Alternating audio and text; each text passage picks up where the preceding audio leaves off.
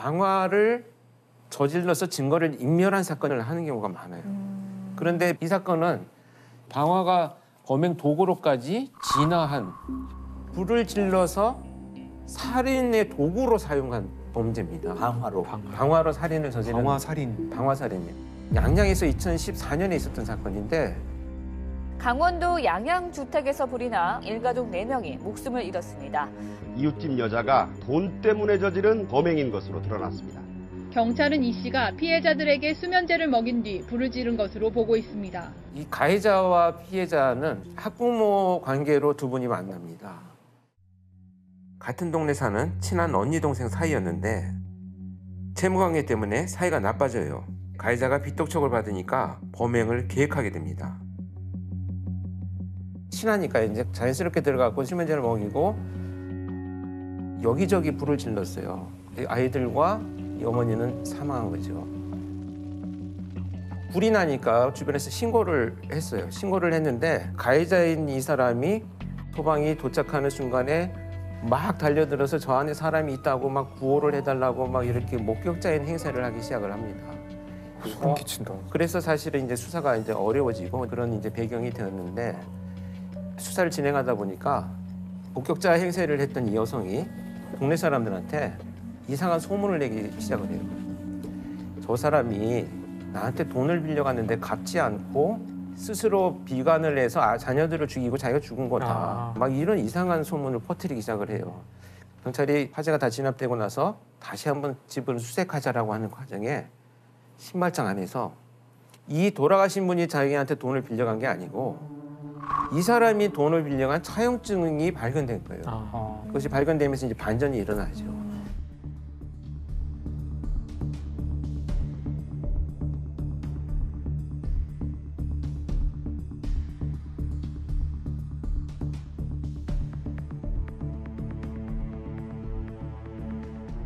현장에서 그 방화로 의심되는 흔적들이 많았다고요? 특히 화재 현장에 가면 우리가 가장 먼저 화재 감식을 할 때 하는 것이 일단 바닥을 다 드러냅니다. 그래서 발굴을 한다 그러는데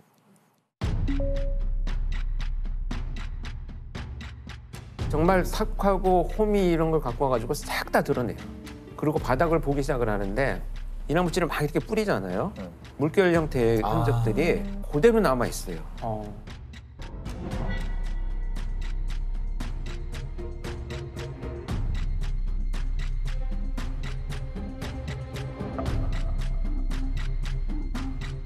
이 현장에서는 몇 군데의 발화원이 있었어요. 몇 군데에서 불이 질러졌다라고 하는 얘기인데 전기 누전, 배선, 가스 이런 부분들은 아무 이상이 없었어요. 많은 경우에 사실 자연적으로 일어나는 그런 거는 주로 전기 합선이 가장 많거든요. 전기 합선으로 이제 불이 일어났을 땐 단락흔이라고 하더라고요. 단락흔이란 거는 이제 합성 같은 걸로 아주 높은 온도의 그 발화가 시작된 거예요. 보통 2, 3천도 가까운 온도가 된대요. 구리 녹는 점이 1000도거든요.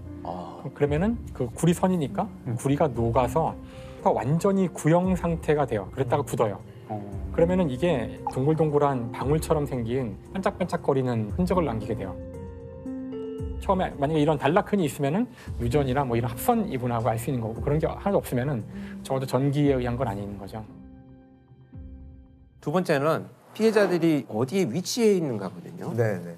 대부분 장구적인 노력을 할 때 보면 뭐 어디로 가겠습니까? 뭐 욕실이나 물이 있는 곳으로 가죠. 싱크대, 욕실, 창문 이런 데서 발견이 되는 것이 정상적인 과정인데 그냥 바닥에 흩어져서 사망해 있었기 때문에 피해자들의 호흡기를 검사를 해봤더니 전부 검정매가 다 묻어서 나왔어요. 그러니까 호흡을 하고 있었다는 건데 이렇게 숨을 쉬고 있으면서도 불구하고 자구적인 노력을 못했다면 약물이나 기타 뭐 여러 가지 범죄 피해를 이미 당했을 가능성이 있으니까 부검시에 약물 검사를 훨씬 더 많이 의뢰를 하죠. 지금 이 사건에 있어서는 다량의 수면제들이 발견이 됐기 때문에 계획적인 범죄다 이런 판단을 할 수 있는 단서가 돼 있는 거죠. 가해자는 이 사건 전에도 방화를 저질렀죠? 네, 그렇습니다. 이게 사실 이제 수사에서 더 밝혀진 것이 이 사건이 나기 3일 전에 자기하고 살고 있는 내연남을 방화 살인을 시도한 흔적이 또 발견됐어요. 지난달 강원도 양양에서 방화로 일가족 4명을 숨지게 한 40대 여성이 같은 수법으로 자신의 내연남도 살해하려 한 것으로 드러났습니다. 경찰은 내연남의 보험금 1억 7천만 원을 가로채려고 범행을 저지른 것으로 보고 있습니다. 근데 이 불을 이용했다라고 하는 것은 네. 어떤 그 심리적인 성향과 아주 깊은 관련이 있다고 봐요. 그래서 가해자 같은 경우에도 방화로 평상시에 스트레스를 풀어왔던 것으로 보여져요. 네네. 지금 5년간 1년에 한두 번 정도는 자기가 화상을 입은 흔적들도 나타나고 있거든요. 이건 불을 지르다가 자기가 화상을 입은 흔적이다 이렇게 볼 수가 있는데 아마 이런 사람들은 그 빛들 이런 것들로 인해서 궁지에 처해 있는데 이걸 해소하는 방법 중에 하나가 방화가 선택되었다 이렇게 보여집니다. 결국 이제 자신한테 친숙한 이 방화라는 방식을 범행 도구로 사용한 것이고요. 방화범은 어떤 처벌을 받을까요? 방화범은 일단 태운 대상이 무엇이냐에 따라서 죄명이 많이 달라져요. 대표적인 게 현주 건조물 방화죄라고 사람이 지금 살고 있는 건조물 또는 주거를 위해서 사용되는 뭐 선박, 기차까지 다 포함을 해서 이런 것들을 이제 태웠을 때 현주 건조물 방화죄가 되고요. 사람을 상해하게 이르거나 또는 사망하게 되는 결과까지 나오게 된다면 네. 이것도 일반 살인죄보다 법정형 자체가 더 높아요. 네, 사형 무기징역 또는 7년 이상의 징역이기 때문에 상당히 높게 처벌하고 있어요. 이미 형법으로도. 네. 결국 양형은 어떻게 받았나요? 그래서 결국은 이제 사형이 구형이 되고 무기징역으로 선고가 났죠. 그래서 그만큼 위험성이 있고 계획적인 범죄다는 것을 법정에서도 인정한 사건이 되겠습니다. 양양 일가족 방화 사건이 방화가 범행 도구로 진화한 이런 형태라면 서울 서남부 연쇄살인 사건으로 알려져 있는 정남규 사건인데 방화가 네네. 성범죄와 살인으로 진화하는 경우.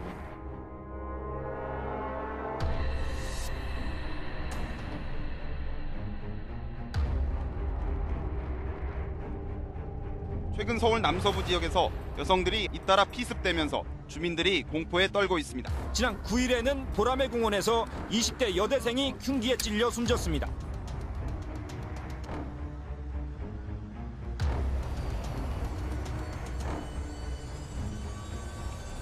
노상에서 하던 범죄가 어느 정도의 휴지기를 거치고 나서 다시 나타났을 때는 훨씬 더 진화해서 침입과 방화가 함께 벌어지는.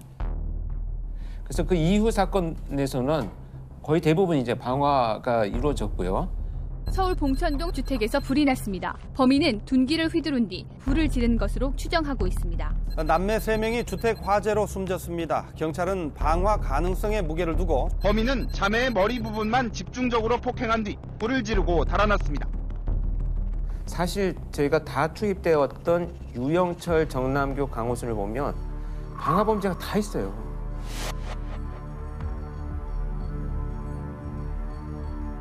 사실 유영철도 쓰레기더미, 뭐 자동차 상당히 많은 곳에 불을 질렀다라고 하는데 강호순도 자신의 처와 작물을 불을 질러서 살해한 이런 사건이 이제 밝혀졌었죠. 어쨌든 연쇄살인범한테 공통적으로 나타나는 특징이다 이렇게 나타나고 있습니다.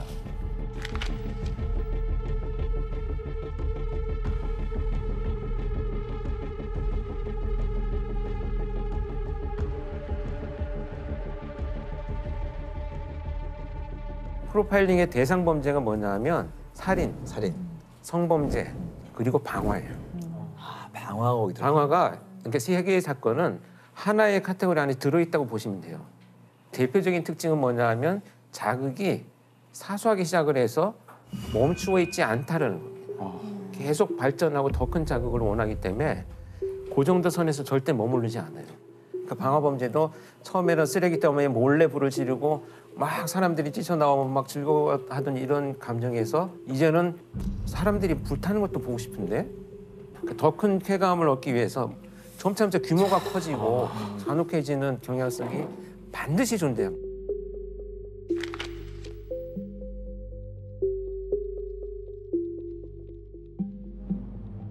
마약 중독과 같아요. 이건 중독 범죄랑 비슷하거든요. 작게 시작한 약물이 점차 내성이 생기면서 약물이 양이 늘어나고 횟수가 늘어나는 것처럼 똑같아요. 이 세 가지 범죄는. 정남규도 역시 마찬가지입니다. 길거리에서 따라가서 막 공격하고 찌르고 이런 범죄를 저지르다가 이거 갖고는 이제 안 되겠는데 그래서 침입을 하기 시작을 해요. 왜냐하면 그래서 장악을 해서 성범죄를 저지르고 내가 살해하고 가면 되겠구나. 그게 점차 더 자극이 발전하다 보니까 이제 불을 질러서 온 일가족을 다 살해하겠다. 이걸로 이제 발전하기 시작을 하는 거죠. 그 정남규의 방화 현장 가보신 건가요? 네. 제가 정남규 연쇄살인 사건 그 방화 사건 현장에 다 제가 나가봤는데 불을 도주로에다만 질러요. 큰 창문이나 출입문 이런 곳에 다 불을 질러서 결국은 일가족이 다 사망한 케이스가 빠져나가게. 심지어 제가 정말 충격적이었던 것은 빠져나오지 못하도록 젓가락을 구부려 가지고 문고리에 이렇게 걸어놓고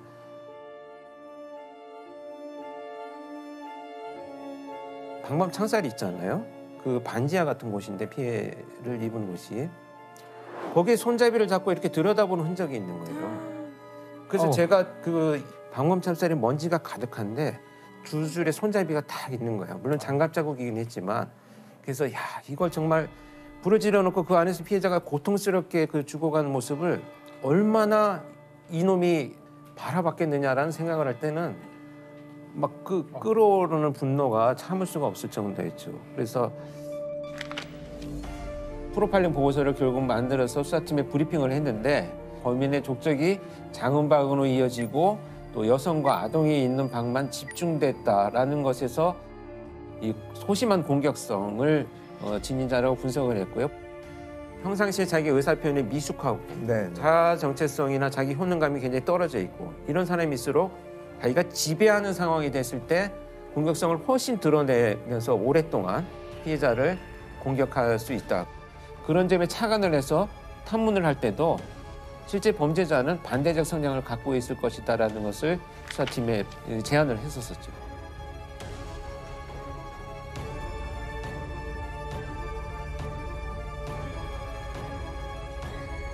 그 내용이 이제 결국은 체포되고 나서 정남규의 성향하고 상당 부분 일치를 하고 있었어요. 정남규는 다른 요원들하고 제가 같이 면담을 하느라고 이제 옆자리에 이렇게 앉았었는데 정말 그 살인 현장을 추억하면서 막 불이 활활 타는데 내 심장이 타는 것 같았어요. 막 이렇게 얘기를 해요, 진짜. 그 쾌감의 순간을 돌이켜 보듯이. 그래서 전형적인 장형분이 고조되는 유형의 범죄자구나. 2009년 10월에 있었던 서울 중랑구에 있었던 사건인데 10대 청소년 가족 첨부 방화 살인 사건이에요. 자, 2009년 10월에 새벽 5시쯤에 중랑구의 다세대 주택 반지하 방에서 불이 나고요. 현장에 가보니 엄마와 딸이 많이 이제 다쳐 있고 병원으로 옮겼는데 3, 4일 만에 모두 사망을 해요. 그런데 네 가족이 일가족이었는데 아버지는 사건 당일에 잠시 집을 비워서 그나마 화를 면할 수 있었고 또 아들이 있었죠. 근데 나중에 경찰 조사에서 확인해 보니 유류에 의한 화재로 밝혀졌어요. 방화 가능성에 무게를 두고 수사를 합니다. 그리고 이후 방화범을 잡게 되면서부터 충격적 사실이 밝혀지게 돼요. 불을 낸 사람은 15살의 B군이라는 동네 아이였고요. 이 방화를 부탁한 사람은 놀랍게도 이 피해자 가족의 17살 아들이었어요. 왜 청부를 했을까요? 보험금 때문에. 바로 보험금 때문에. 아니 17살이 보험금이 뭐가 필요해서. 네, 너무나 사실 어리석은 생각이고 이루어질 수 없는 생각이었는데 이 집안이 사실 넉넉지 않은 집안이었어요. 반지하 방에 보증금 300에 월세 30만 원. 아버지는 전국을 다니면서 건강식품을 팔았었고 어머니는 전단지 붙이는 그런 부업 아르바이트를 할 정도였고 그 집의 딸은 사실 대학생이었지만 등록금이 없어서 휴학을 하고 미용사로 취직을 해서 돈을 벌고 있었던 상황이었거든요. 어느 날 이 A군이 부모님이 좀 다투는 소리를 들어요. 근데 부모님이 뭐라고 얘기하냐면 살림살이가 너무 빠듯해서 보험금 낼 돈도 없다라는 얘기를 들어요. 근데 여기서 이 A군은 보험금이 있어? 라는 생각을 하고 보험금이면 적어도 1억은 될 텐데 나중에 이 A군은 경찰 조사에서 그 보험금을 받아서 멋진 차를 사고 강남에 가서 멋있게 살고 싶었다라고 얘기를 합니다. 사실 1억 원으로 이 A군이 바라는 삶도 전혀 살 수가 없다는 거는 누구나 알 거예요. 박군은 경찰 조사에서 강남에서 살고 싶어 돈이 필요했다고 태연히 진술했습니다.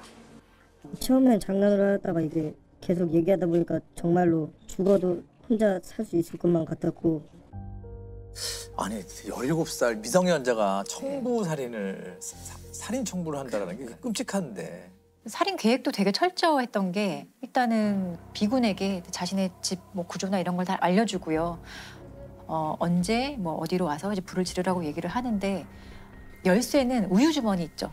밖에 우유를 배달받는 그 주머니에 열쇠를 미리 놓아두고 평소에 집에 오면은 화장실 문을 이렇게 여닫는 습관이 있기 때문에 집에 들어가자마자 화장실 문을 한번 열고 닫으면 내가 온 줄 알고 아마 다 별일 없는 거라고 생각하고 잘 거야 이런 얘기를 합니다. 그래서 비군이 실제로 A가 시키는 대로 모든 것을 하고 거실에 휘발유를 뿌리고 불을 질러요. B군이 이 집에 들어갈 때 자신의 어떤 신분이 드러날까 봐 헬멧을 쓰고 들어가거든요. 얼굴이 혹시 어디에 찍힐까 봐 헬멧을 쓰고 들어가서 실제로 불을 내요. 그런데 이제 B군이 이제 급하게 이제 나오다가 옷에 좀 불이 붙었던 것 같아요. 그래서 운동복 바지랑 점퍼를 다 벗고 그 거의 속옷 차림으로 다시 도망을 갔다고 하더라고요. 범인이 어떻게 밝혀집니까? 당연히 경찰은 가족 중에 현장에 없었던 사람은 이 A군과 아버지잖아요. 그래서 A군이 아무래도 의심스러워서 한 3차례 정도 조사를 하는데 A군에게 너무 확실한 알리바이가 있었어요. 그 사건 발생 당시에 자신은 강원도에 그 여자친구와 놀러 갔었다. 그리고 그때 그 시간에 찍힌 사진도 보여주고 내가 이거 미니홈피에 업로드도 했다고 하면서 너무 명확한 증명을 하죠. 그리고 심지어 이 A군은 아무래도 우리 아빠가 의심스럽다라고 얘기를 하면서 경찰에 수사 혼선을 막 주기도 해요. 근데 이런 이 A군의 거짓말은 그렇게 오래가지 못했고요. 현장 CCTV를 분석한 결과 이제 B군이 방화범으로 이제 확인을 했고요. 그리고 B군은 범행일체를 자백합니다. 예. 그리고 A군에 대한 경찰 조사가 시작이 됐습니다. 근데 뭐 조사 과정에서 특히나 좀 황당했던 건 이 A군의 태도예요. 자기가 이렇게 가족을 살해했음에도 불구하고 너무나 이 뻔뻔한 태도를 보이고 막 통닭 한 마리를 다 치킨 통닭을 다 먹고 나중에 탕수육도 더 시켜달라고 부탁을 하고 자기 조서를 막 읽어보더니 막 웃으면서 와 이거 판사님이 보시면 진짜 나쁜 사람이라고 생각하겠네요 라고 하면서 막 웃기도 하고 경찰 입장에서도 되게 너무 황당하고 참 어이가 없는 거죠. 사실 이 A군과 B군에 대한 판결 일체의 정보는 아마 나오지 않아요. 미성년자에 대한 것이라서 아마 추가적으로 외부에 공개된 것이 없는 것 같은데 우연히도 이 B군의 스토리가 TV 다큐멘터리 같은데 방영이 된 적이 있어요. 13년형을 선고받고 지금 소년교도소에 복역 중이다라고 얘기를 하는데 공범이 원래 같이 동네 선후배였는데 그 형이 저희 집에서도 막 자주 작업을 했었는데 네가 안 하면 형이 이제 할머니 뭐 죽여버리면 끝이야 막 하면서 하니까 그래서 밝혀졌네요. 네, 13년형을 선고받았는데 A군은 얼마만큼의 형을 선고받았는지는 전혀 확인이 안 되거든요. 근데 추측을 하건대 일단 이 사건은 A군의 어떤 방화 살인 교사로 시작된 범죄이기 때문에 정범이라고 할 수 있는 이 B군과 동일한 형을 받았거나 아니면 13년형보다는 최소 높은 형을 선고받지 않았을까라고 추정할 수만 있습니다.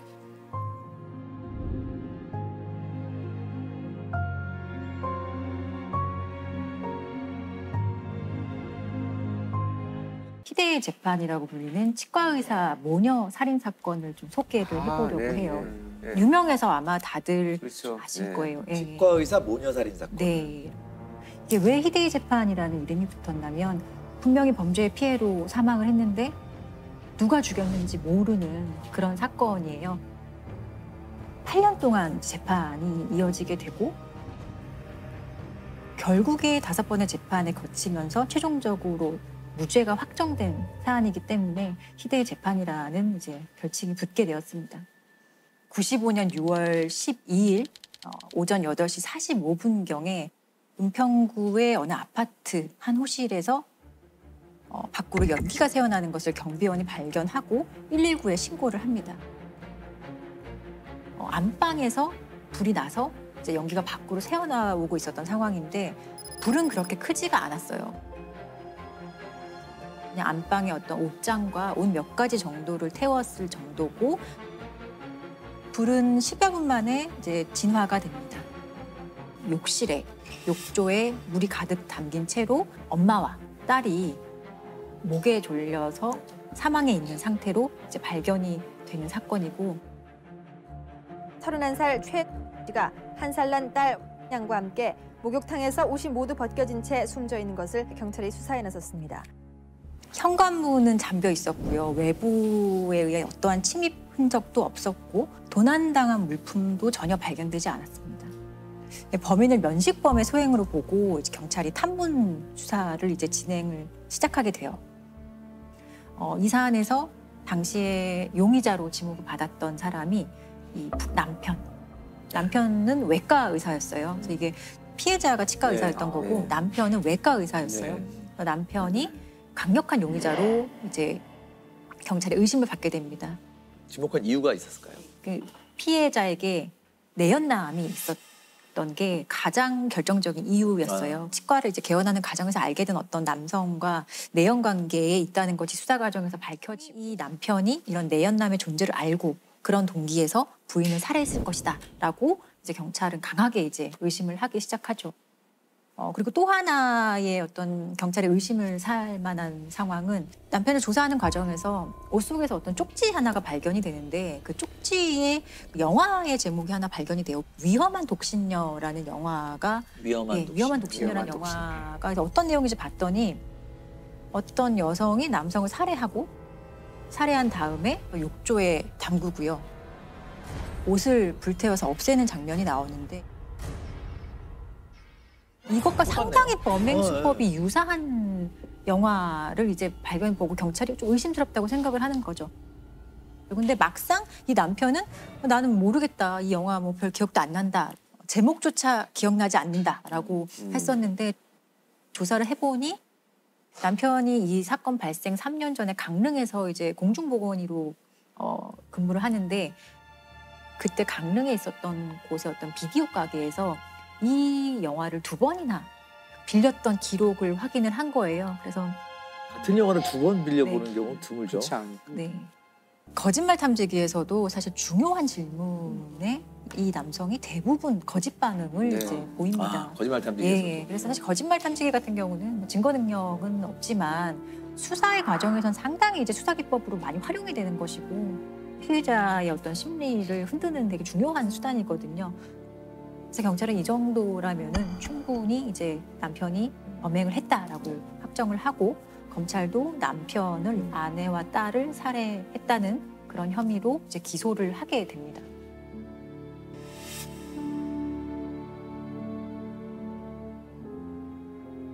어떤 근거로 재판 과정에서 쟁점이 됐던 게 이 피해자들의 사망 시각하고요. 그리고 화재의 발생 시간 이 2가지가 사실 가장 큰 쟁점이었어요.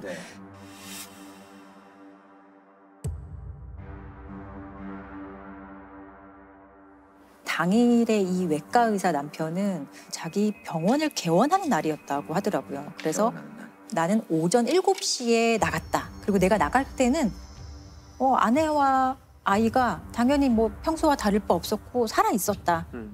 그리고 7시에 나가서 나는 내 병원에 8시에 도착했다. 이건 어느 정도 인정받은 사실이거든요. 그래서 결국에 7시 이전에 사망한 것으로 밝혀졌다면 이 남편이 범행했다는 거에 대해서 사실 어느 정도 증거가 되는 상황인 거고 그리고 또 하나는 불이 나잖아요. 근데 불은 8시 45분경에 최초로 연기가 뿜어져 나오는 것을 확인하거든요. 한참 뒤에. 남편이 7시에 출근했다면 1시간 45분 뒤에 이렇게 불이 났다. 뭐 불에 대해서 잘 몰라도 상식적인 차원에서 되게 이상한 상황인데 수사기관은 남편이 오전 7시 이전에 아내와 딸을 살해하고 그 이후에 불이 천천히 발생하도록 어떤 장치, 작업을 해놓고 나간 것이다. 이렇게 추정을 하고 이제 입증을 해야 되는 상황이 되었어요. 일단은 그 검찰이 기소를 하면서 피해자들의 사망 시각은 7시 이전이었다라고 얘기를 했고 되게 중요한 근거로 이 피해자에게서 발견됐던 시반과 시강 상태를 되게 중요한 근거로 봤어요. 사람이 사망을 하면 여러 가지 신체 변화가 일어나는데요. 그중에서 사망 시간을 추정할 수 있는 단서들이 몇 가지가 있습니다. 네. 그 대표적인 것이 이제 시반과 시강은 이제 시체 경직이라고도 하는데요. 네.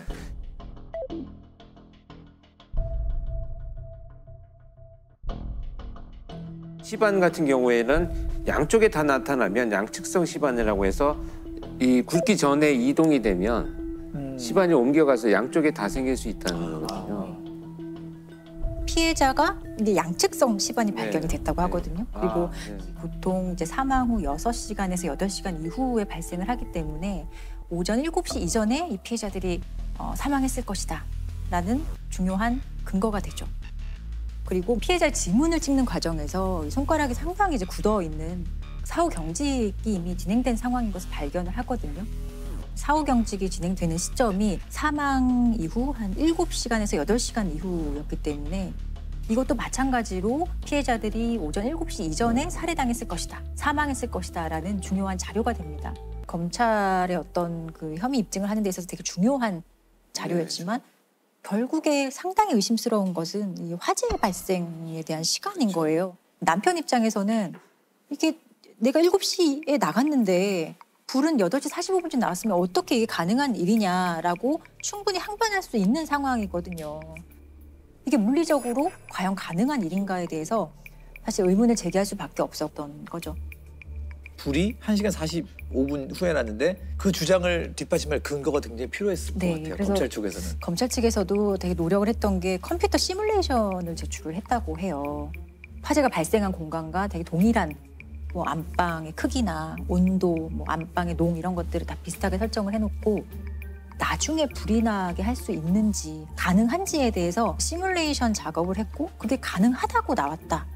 또 자기들 나름대로 어떤 과학적 검증을 했다라는 자료를 제출을 해요. 7시에 출근한 다음에 그 이후에 불이 나도록 어떻게 상황을 설정하고 자신의 범행을 뭔가 방화로 덮으려고 했다라는 것이 수사기관의 일관된 주장이었어요. 그래서 결국 어떤 처벌을 받게 됩니까? 네, 1심에서는 사형 선고가 나왔습니다. 사형 선고가 나왔고 근데 항소심에서는 무죄가 선고가 됩니다. 무죄 나왔어요? 극에서 극으로 가죠. 예, 1심 사형, 2심 무죄. 어떻게 그렇게? 난 사형 선고가 됐다가 무죄가 되는 경우는 사실 정말 없을 거예요. 제가 이 사건 외에는 별로 우리나라의 사법 역사상 기억나는 사건이 없거든요. 증거가 명백하고 어린 딸까지 살해한 범행의 잔인성으로 인해서 사형을 구형했습니다. 항소심 재판부인 서울고등법원 형사 4부는 사형을 선고했던 1심과는 정반대로 이 씨에게 무죄를 선고했습니다.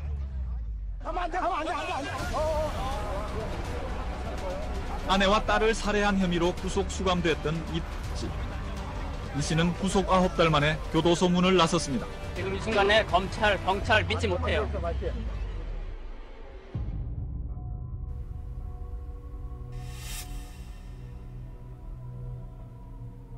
1심에서 사형이었는데 2심에서 무죄가 되는 경우가 진짜 있나요? 영화 속에서나 나오지 않나요, 그런 거? 무죄가 나왔던 사유 중에 한 구절을 제가 읽어드리면 사망 시간 추정과 관련한 각종 증거들은 어디까지나 추측에 불과하여 명백한 증거가 없는 만큼 피고인을 진범으로 단정할 수 없다. 법관은 합리적 의심을 할 여지가 없을 정도로 엄격한 증거가 없다면 피고인의 이익을 우선해야 한다. 가장 기본적인 형사법의 대원칙인 거죠. 의심스러울 때는 피고인의 이익으로 해석하는, 이건 되게 원칙적인 입장에서 판단을 한 거죠. 대법원은 오늘 이 같은 2심 재판부의 판결을 뒤집고 법의학적 정황 증거를 받아들여 사실상 유죄를 인정하고 사건을 서울고등법원으로 돌려보냈습니다. 우리가 재판에 그렇게 관심 갖는 시기는 아닌데 정말 이건 재판이 열릴 때마다 엄청난 양의 기사가 쏟아지고 전 국민적인 이제 관심 사안이 된 거죠. 그래서 정말 엄청난 일들이 엄청났습니다. 많이 있었죠. 그래서 아마 대법원에서 이제 취지는 유죄다라고 이제 돌려보내잖아요. 그때 보면 이런 간접 증거 하나하나가 종합적인 어떤 증명력이 생긴다. 그럼 이 정도 되면 유죄로 볼 수 있다라는 이제 근거를 제시하면서 항소심 너네 다시 한번 판단해봐 하고 이제 서울고등법원으로 돌려보내거든요. 기존의 법정에서 볼 수 없었던 그런 식의 이제 변론이라든지 피고인의 주장을 보게 되는데요. 세계적으로 이제 이름나 있는 스위스 로잔 대학교의 법의학 연구소장인 토마스 크롬페처라는 권위 있는 법의학자를 한국 법정에 부릅니다. 네. 그리고 이 법의학자에게 이 사안에 대해서 이제 물어보죠. 첫 번째로는 이 원칙적으로 피해자의 사망 시간 확인하는 것은 사실 좀 불가능하다. 7시 이후에 사망했을 가능성도 충분히 있다라는 취지의 진술을 하거든요. 가장 결정적으로 욕조에서 시신들이 발견됐다고 했잖아요. 근데 경찰이 출동을 해서 욕조의 물의 온도를 재지 않았어요. 근데 물의 온도 그리고 피해자들 어떤 시신을 확인할 때 직장 온도를 확인하는 게 가장 정확하다고 하거든요. 근데 직장의 온도도 측정하지 않았어요.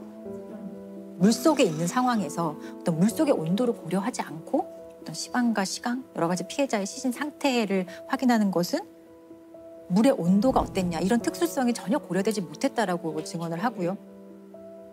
그 현장에 출동했던 그 팀장이 내가 손을 넣어봤다라는 네, 진술만 맞아요. 가지고 법정에서 그러면 어땠느냐 했더니 조금 따뜻했다라는 말 한마디로 굉장히 논란이 오히려 더 막 현장에 출동했던 과학수사 요원들의 진술은 거의 대부분이 전부 다 탄핵돼서 인정받지 못했습니다.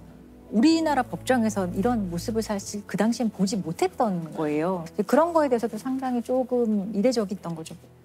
그리고 또 하나는 이 화재 발생 시간에 대해서 입증하기 위해서 피고인 측에서 학교 운동장에 1,800만 원을 들여서 세트장을 만듭니다. 똑같은 방식으로 세트장을 만들어요.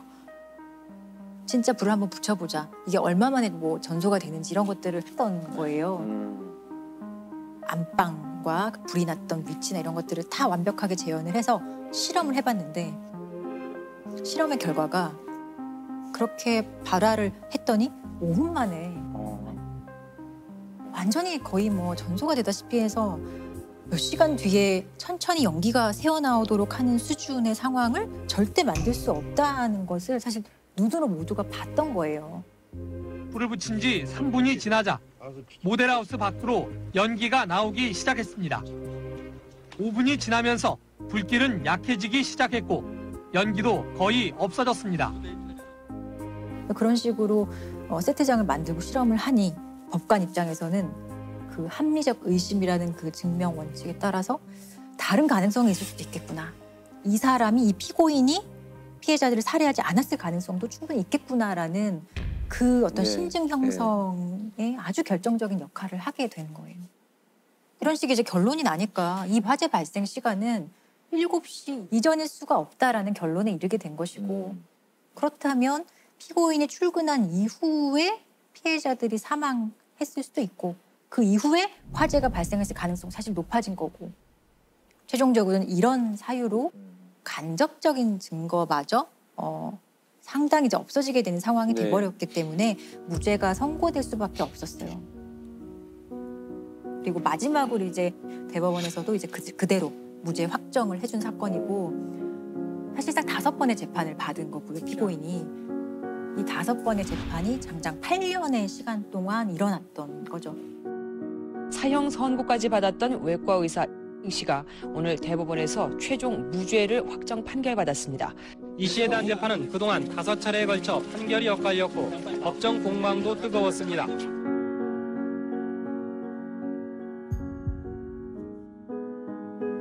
당시의 어떤 시대적인 배경도 분명 있었을 거예요. 과학 수사라는 것이 자리 잡지 않았을 시점이고 동기가 있고 뭐 주변 정황의 어떤 단서들, 거짓말 탐지기나 이런 것들이 있으면 뭐 과학 수사가 동원되지 않아도 되라고 하는 안일함이 분명히 있었죠. 지금 같으면 이렇게까지 자세하게 보도가 되지는 않을 것 같은데 당시에는 뭐 이렇게 보도 지침이나 이런 것도 사실 조금 부족했었고 치과 의사 모녀 사건 이래서 이런 식으로 아예 피해자들을 가지고 이름을 만든 사건이에요. 사적인 내용도 이제 막 그대로 노출이 되는 상황이 있었고 근데 그럼에도 불구하고 이 사건에서 피해자들은 사실 사라졌죠. 너무나 명확한 범행이잖아요. 범죄로 인한 피해인데 누가 그러면 이들을 살해했는가는 영원히 이제 밝힐 수도 네. 없겠죠. 네. 미제 사건이죠. 예, 억울한 피해자들만 남아 있는 것이고 이게 어떤 피해자들에 대한 피고인의 어떤 재판 과정에 대한 단순한 흥미거리보다는 아무도 얘기해주지 않는 피해자의 어떤 상황, 뭐 의견, 감정 이런 거에 대해서는 반드시 한 번쯤은 깊게 생각해봐야 되는 것 같아요. 단순한 흥미거리가 아니라. 소위 이제 안인득 사건이라고 했어요. 진주 아파트에서 방화를 저지르고 대피하는 주민들을 계단에서 무참히 살해한 이런 사건이 있었습니다. 엄청나게 사회적으로 문제가 됐던 굉장히 심각한 사건이죠. 예. 오늘 새벽 경남 진주시 가주아동에 있는 아파트에서 40대 남성이 자신의 집에 불을 지른 뒤 대피하는 주민들에게 흉기를 마구 휘둘렀습니다. 불은 30분 만에 꺼졌지만 인명피해는 컸습니다. 주민들은 화재 당시 대피하다가 3, 4층 계단과 1층에서 피 흘리며 쓰러진 주민들을 발견했다며 당시 충격적인 상황을 증언하기도 했습니다. 이제 라이터로 불은 지우는 다음에 이제 흉기 2자루를 준비해가지고 아파트 계단에 탁 앉아서 기다립니다.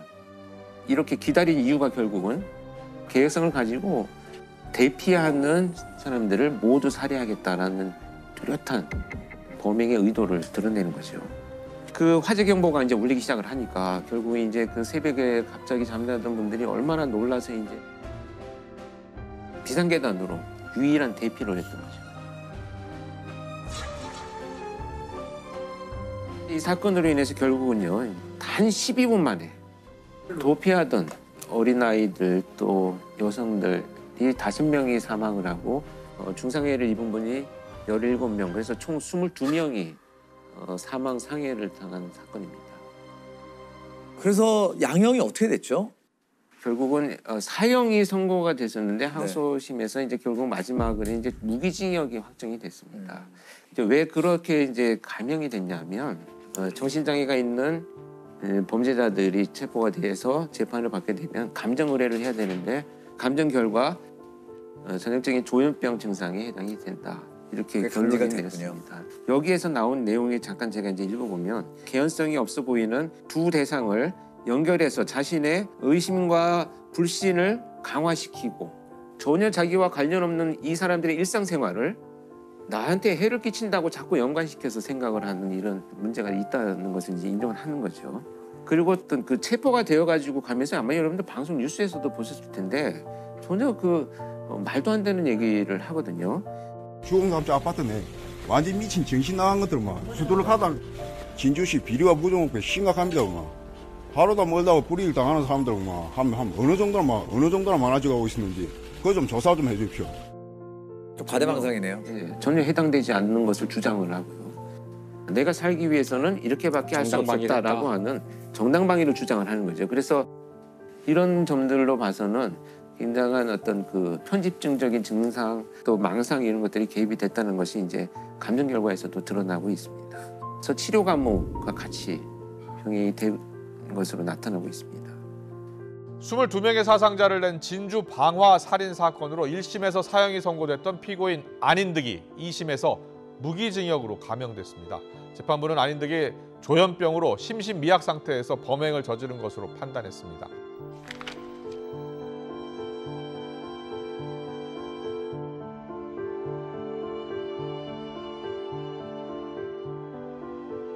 그 안인득 사건도 이제 그런 전조 증상이나 조현병 범죄의 공통점들이 나타났나요? 그렇습니다. 이 친형의 진술들을 이제 들어보니까 2008년도에 이제 좀 일을 하다가 허리를 심하게 다쳤는데 산재 처리가 안 돼가지고 그때부터 이제 뭐 뭔가 이제 사회에 대한 불만도 생기고 막 망상도 생기고 그래서 2010년도에 행인들을 지나갈 때 갑자기 나의 산재를 처리해주지 않은 회사의 직원이라고 생각해서 막 칼을 휘두르는 이제 공격성이 막 드러나기 시작을 했어요. 그래서 이제 가족들이 치료를 시킵니다. 치료를 하고 있던 2011년부터 2016년까지는 자격증까지 취득을 하고요.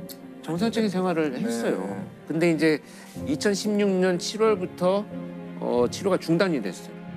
그래서 그 이후로 사건이 발생할 때까지 2년 9개월이라는 공간이 치료가 안 됐는데 공격성이 점차 뚜렷하게 증가되기 시작을 합니다.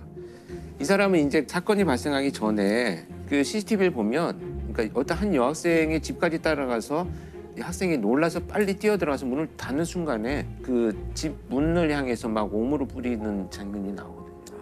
만약에 문을 닫고 들어가지 않았다면 거기에서 또 폭력이 행사됐을 가능성도 있는 이런.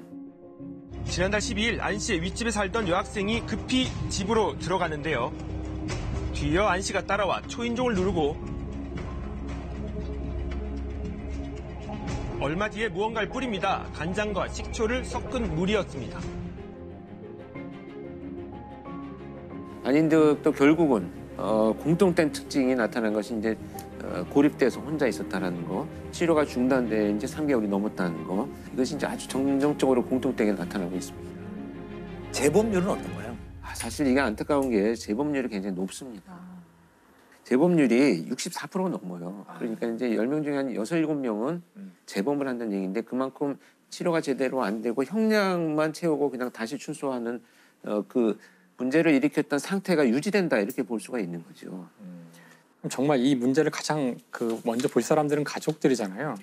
가족 입장에서는 만약에 조현병 환자 같은 사람이 있다. 네. 그럼 어떻게 하는 것이 최선의 방법일까요? 최선의 방법은 결국은 치료입니다. 입원 치료. 네, 입원 치료가 우선되어야 되는데 근데 가족들이 이것을 숨겨요. 조현병이 발생한 이후에 치료를 받기까지 WHO에서 권고하는 기간이 있는데 보통 12주 정도라고 합니다. 12주, 그러니까 3개월 이내에 치료를 받으면 상당히 예후가 좋은데 한국의 평균을 내봤더니 56주가 넘어요. 56주. 증상이 나타나고 이제 못 참을 때가 되어야만 결국 병원에 가는 현상들이 계속 이어진다 이렇게 볼 수 있습니다. 딴 병에 대해서는 솔직한 게 많은데 가족이 정신병력에 대해서 상당히 숨기려고 하는 게 좀 우리나라 가족들이 좀 있죠. 어떤 사회적 편견, 낙인 이것이 사실 화를 키우는 원인이라고 저는 생각해요. 맞아요. 그래서 제가 이제 외국의 시스템은 어떻게 되어 있는가를 몇 군데 쭉 수집을 해서 봤는데 참 합리적인 것이 이제 그 호주의 CTO라고 해서 지역 명령제도죠. 자, 지역 주민들이 모여요. 대표들이. 그리고 의사가 와요. 그다음에 공권력 집행은 경찰이 오고 이렇게 서로 모여서 이제 대책회의를 합니다. 저 사람이 위험한데 우리도 살고 저 사람이 같이 살기 위해서 3개월까지 입원을 강제 입원을 할 수 있도록 해놓았어요. 그리고 이제 그 치료 비용을 국가에서 전부 전액 부담을 합니다. 이웃과 가족이 같이 합의 보는 거 되게 좋은 괜찮은 것 같네요. 미국 같은 경우에는 이제 이 치료적 개입이 훨씬 더 전문화돼 있어요. 그러니까 예산과 인력을 충분히 확보를 해서 어떤 그 전문가가 최소한 5명을 넘지 않습니다. 지금 한국 같은 경우에는 정말 수십 명 앉혀놓고 성폭력 치료 프로그램 100시간 운영해도 사실 이거 효과 없는 거거든요. 근데 지금은 이제 그 보호관찰 관련해서 보호관찰 등에 관한 법률이 이제 개정이 되면서 보호관찰을 종료한 정신질환자에 대해서는 그 사람의 인적사항과 정신질환 정보 같은 거를 경찰과 그 지방자치단체하고 정보를 공유하게 되었거든요. 근데 그래도 한계가 있는 게 어떤 범죄 혐의점이 없는 사람에 대해서는 여전히 관리 시스템이 없다고 얘기할 정도였거든요. 그러니까 이렇게 듣다 보니 일단은 지금 공론화부터 필요한 것 같네요. 일단 이 얘기를 좀 하기 시작해야 어떤 제도라도 만들어질 수 있지. 지금 저도 사실 잘 몰랐거든요. 이게 이렇게 심각한 문제일 거라고는. 그러니까 국가도 개입하고 공동체도 개입을 해서 이런 인식도 좀 바꾸고 예방하고 치료만 되면 현저하게 저는 줄일 수 있다고 봅니다. 진짜 필요한 것 같습니다. 사망자만 192명이 나왔었고요. 세계 3대 지하철 사고라고 알려질 정도로 참혹한 사건이었고요. 그 사건 이후로 소방 안전이라도 교육시키고 하기 위해서 만든 정말로 이렇게 느낄 수 있게 만들어놨어요. 어처구니 없는 대형 참사입니다. 시커먼 연기가 대구 시내 거리를 가득 메웠습니다. 역사 입구마다 계속해서 연기가 솟구칩니다. 짙은 연기와 유독물질이 지하철역 일대를 급한 사고 현장은 아비규환으로 변했습니다. 우리 길속의 시간이 지나가고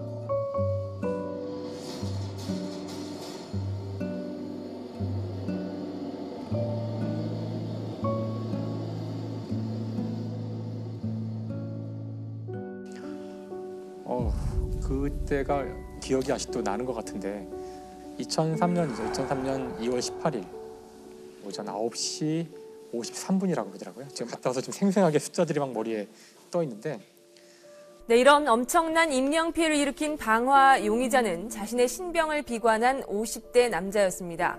정말 이상한 사람이죠.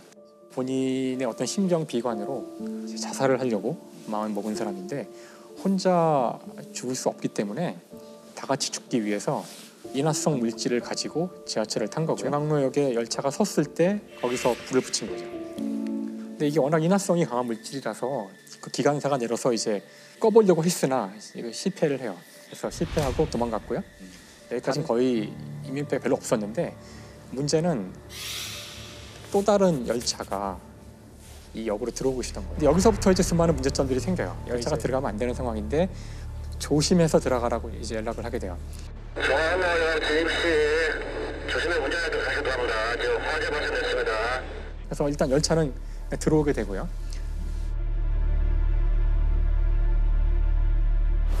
열차가 들어왔는데 그리고 전기가 끊겨요. 움직이지 못하게 돼요. 그러니까 아주 혼란스러운 상황인데 계속 이제 방송으로는 그 자리에 있으라고 곧 조치를 취할 테니까 승객들은 자리에 있으라고 우리가 많이 듣던 얘기죠.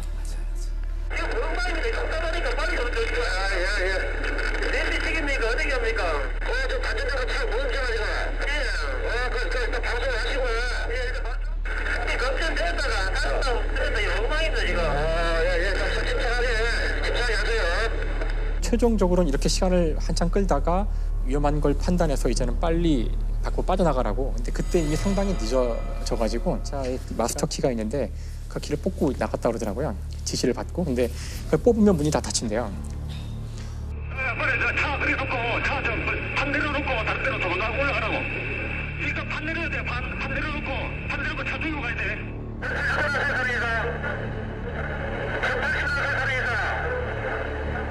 당시에 수동으로 지하철 문을 열 수 있다는 사실을 아는 사람이 거의 없었고요. 그래서 근데 대부분의 칸들은 문을 열지도 못했고 전동차 1080호의 나머지 객차 세량은 출입문 12개가 모두 닫혀있는 상태였습니다. 그 당시에는 그 안에 수많은 인화물질로 가득한 열차 시트도 그렇고 바닥도 그렇고 가연성으로 돼 있는 것들이 많았고요. 그거 있잖아요. 보일 수 있게. 네, 보일 수 있게 만들어 놓은 등 같은 게 있고 그것들이 다 위에 있었대요.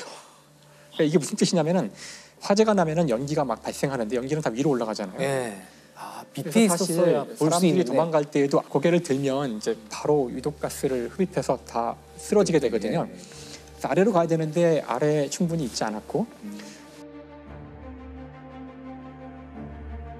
그다음에 화재가 났으니까 셔터가 있는데 그것들이 바로바로 닫힌대요. 불이 난 지하 3층에서 빠져나온 승객들이 상가 쪽 통로로도 몰려옵니다. 1080호 전동차가 도착한 뒤엔 시커먼 연기가 통로로 번져옵니다. 그리고 방화벽이 닫히면서 지하철 역사와 상가는 완전히 차단돼 대피 통로가 막혀버립니다. 다치면 죽을 거 아니에요. 그래서 이제 어떻게 됐냐면은 다쳐도 옆에 문이 있어요. 문이 있다는 사실 아셨어요? 사건 뒤에도 잘 모르잖아요. 근데 그 와중에 사람들이 문이 있다는 것도 모르죠. 거기서 수많은 사람들이 죽었대요. 그 문을 못 찾은 거죠. 이 사고가 지하에서 난 사고잖아요. 전기가 다 나갔잖아요. 하나도 안 보이는 거예요. 그러니까 사람들은 그냥 그 어둠 속에서 연기로 가득 차 있고 수많은 사람이 비명을 지르는 이 아비규환 속에서 이제 막 더듬어서 층계를 올라가는데 한 15분에서 20분 지나면 거의 상황이 끝나요. 거의 사람들이 못 나오고 그 짧은 시간 동안 그 많은 사람들이 여기서 다 죽었던 거죠. 그 사건이 일어났을 때 몇 명이라도 문이라도 열었으면 조금이라도 생존자가 더 있지 않았을까라는 생각이 드는 걸 보면 이 사건이 있은 다음에 이제 수많은 변화가 일어나요. 당연히. 지금 지하철은 다 이제 불에 타지 않는 소재 또는 연기가 나지 않는 소재들로 다 바뀌었고요. 안전등 같은 건 다 바닥에 다 있고 그다음에 지금은 위에 이렇게 그 연기를 차단하는 이런 것들 다 만들어져 있어요. 셔터가 내려오지 않아도 연기를 차단할 수 있도록 그 안전센터에 가보시면 그거 체험할 수 있게 해줘요. 직접. 어떻게 체험할 수 있게? 일단은 지하철을 막상 해보니까 상당히 다르더라고요. 느낌이.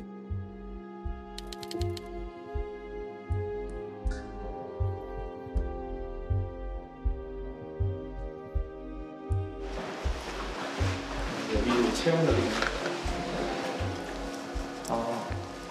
실제 체험하는 것 같습니다. 진짜가 되네요. 자, 지금부터 우리가 탈출 체험을 한번 해보도록 할 건데요.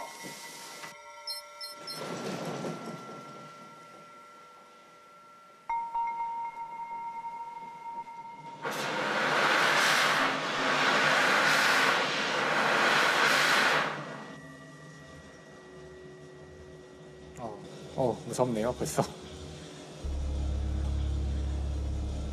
자, 탈출하세요.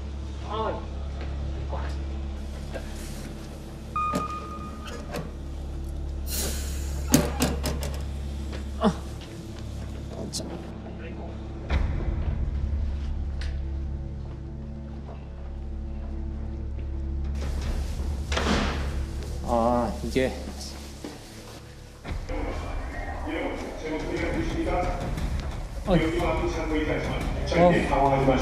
되게 무섭네요. 경민의 유도들과 바닥의 부산과 달리는 방향으로 침착하게 나오시네. 거의 다 왔습니다. 제 목소리가 들리는 정도 나오시기 바랍니다. 이쪽입니다. 이쪽입니다. 이쪽.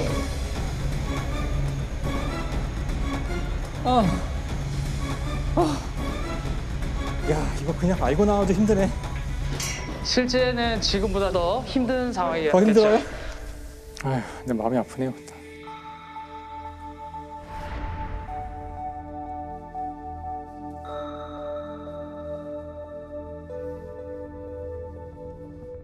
자, 이게 방화 얘기를 해야 될 것 같아요. 누가 왜 불을 질렀나? 그러니까 이제 김대현이라는 사람이죠. 김대한. 뇌졸중 증세가 있어가지고 굉장히 이제 비관을 하고 우울증에 빠지고 그래서 자살을 기도하는데 현장을 도망쳤어요. 도망쳐가지고 승객들이 무언가에 크게 놀라고 이내 앞다퉈 달아나기 시작합니다. 곧이어 전동차에서 연기가 피어오르고 온몸에 불이 붙은 방화 용의자 김 씨가 밖으로 뛰쳐나옵니다.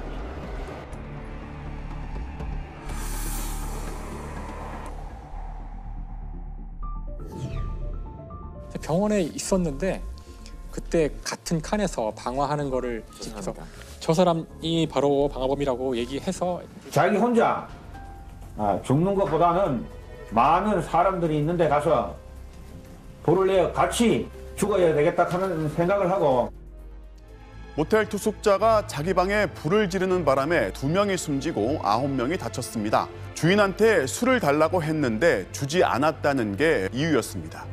이 남성은 불을 지른 뒤 근처 편의점으로 도망간 모습이 포착됐습니다. 배가 아프다며 119에 응급조치를 요구했고 자신이 불을 질렀다고 털어놨습니다. 우리나라 국보위로 숭례문에서 불이 났습니다. 불은 40여 분이 지난 지금까지 완전히 진화되지 않고 있습니다. 2시간 반이 더 지난 상황인데요. 아직까지 불길은 잡히지 않는 것으로 보입니다. 숭례문 2층 누각에서 연기가 피어오르기 시작합니다. 이어 약 30초 후 방화범으로 추정되는 인물이 화면 바깥으로 사라집니다.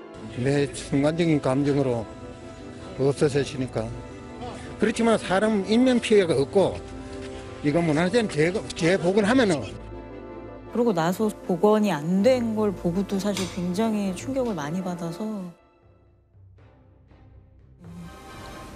이 김대한 씨 같은 경우에는 참여나 이런 거를 했을까요? 법정에서? 그러니까 그 후 소식이 좀 궁금하기도 한데 뭐 재판 과정에서는 계속 오락가락 얘기를 그래서 1심에서는 사형 선고가 내려졌는데 2심에서는 이제 무기징역으로 감형이 됐고요. 김 피고인의 심신 상태가 온전하지 않고 잘못을 뉘우치고 있다는 이유에서입니다.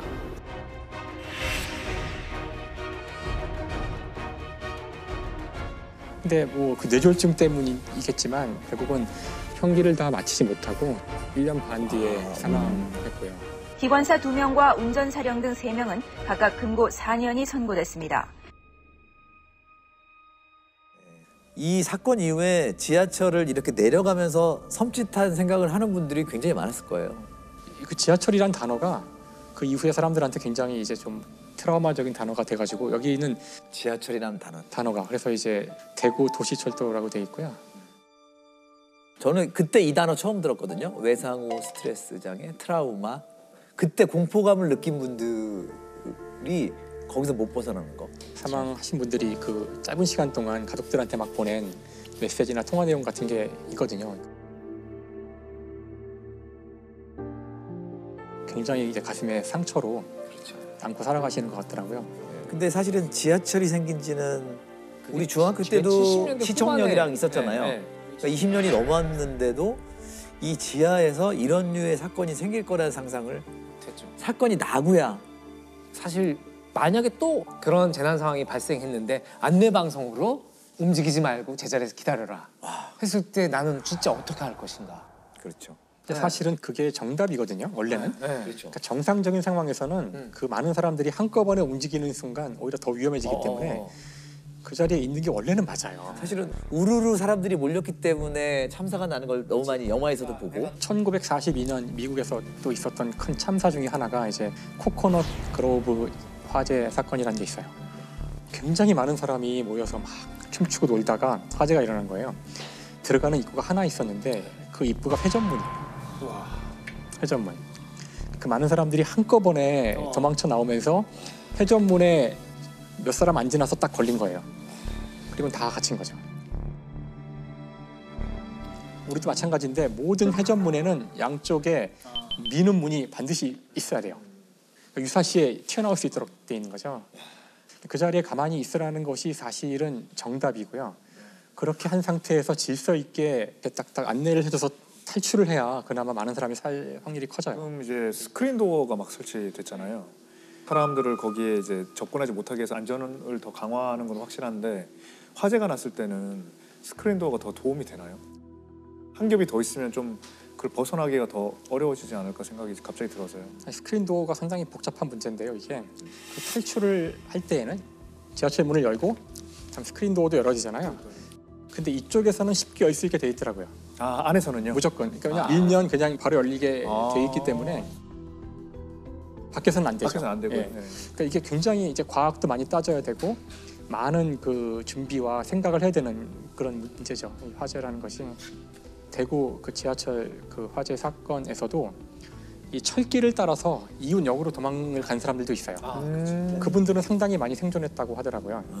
근데 그게 왜냐하면은 사실 이 불이라는 거는 과학적으로 연소 현상인데 핵심은 인화 물질만 있어가지고 연소가 일어나지 않고 반드시 산소가 있어야 돼요. 자, 근데 이 지하철 같은 상황에서는 어떻게 된 거냐면은 일단 안에 연소가 되면은 뜨거워지니까 이게 위로 올라가요. 그러니까 이 통로가 굴뚝이 되고요. 산소가 들어올 수 있는 통로는 이 터널로 들어올 수 있죠. 그러니까 일로 도망간 사람들은 이제 불길이 글로 오지도 않고 연기도 오지 않으니까 살아남을 수 있었던 거예요. 그래서 이게 쉽지 않죠.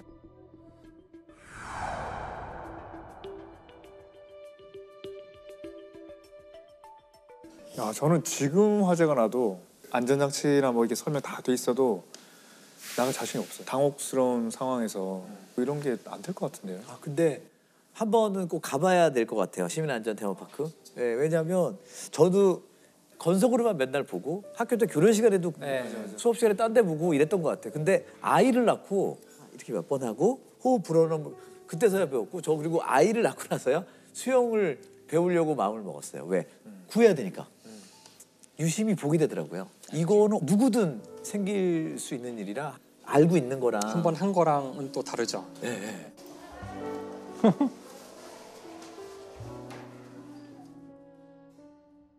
사실 사고에 대응하는 것이 쉬운 문제는 아니잖아요. 워낙 급박한 상황이기 때문에 그 순간에 토론하고 이럴 시간이 없는 거예요. 그러니까 사실 사고가 났을 때 생각을 하면 안 되고 세월호 때도 그랬고 여기도 그랬고 그 판단을 내릴 사람들은 위에 있는데 그 사람들은 정확히 여기가 얼마나 연기가 차 있고 얼마나 지금 불이 난지 모르잖아요. 그러면 그냥 자기 느낌대로 할 수밖에 없는 거죠. 그냥 그래 일단 열차를 출발시켜봐. 뭐 잘 안 된다고 어떡하죠? 뭐 이러는 동안 사람들이 죽어. 그럼 거기다가 또 위에 물어봐요. 그렇죠. 뭐 어떤 매뉴얼 있으면 쏘아라고 돼 있어요. 쏠 때 매뉴얼이 있어도 또 물어봐야 된다는 거예요. 쏩니까? 쏩니까? 쏩니까? 그러면 그분은 또 위에 물어보고 쏩니까? 쏩니까? 쏩니까? 쏩니까? 위급상은 선조치 후보고잖아요. 그렇죠. 원래. 선보고 후조치가 되면 이건 이미 늦죠. 타이밍이 늦죠. 빨리 현장에 권한을 줘야 돼요. 잘 모르면 그 사람이 통제하면 안 되고 그 상황을 가장 잘하는 사람한테 그 통제권을 넘기고 일선 책임자에게 권한을 많이 주자. 네. 근데 이제 그 사람도 시달리는 거잖아요. 괴롭게. 계속 너 잘못한 거 아니야? 그렇게 했음에도 불구하고 그렇죠. 예, 그런 관료 체제에서는 항상 책임이 그냥 항상 묻게 돼 있어요. 그래서 거의 시달리다 보면은 처벌 안 받더라도 거기 조사받는 게 너무 힘들어서 어떻게든 그걸 안 하려고 그런 거예요. 그러니까 사실은 그게 이렇게 사람을 죽이는 거라고요. 우리가 지금 계속 안전 불감증, 뭐 구조적 문제, 뭐 우리 체제 이런 얘기를 할 때 이게 핵심은 바로 그거거든요. 그럴 때 이 사람한테 책임을 묻지 말아야 되고, 그럴 확실한 때 권한을 주고. 그렇죠. 매뉴얼대로 했다면은 그건 최선을 다한 거니까 자꾸 위에 물어봐야 되지 않아야 된다는 이 당연한 원칙이 세워져야지만 이런 문제가 안 생기죠. 시스템과 매뉴얼이 확실하게 좀 딱 정비가 됐으면 좋겠다. 저희 뇌리에도 딱 있었으면 좋겠다는 생각이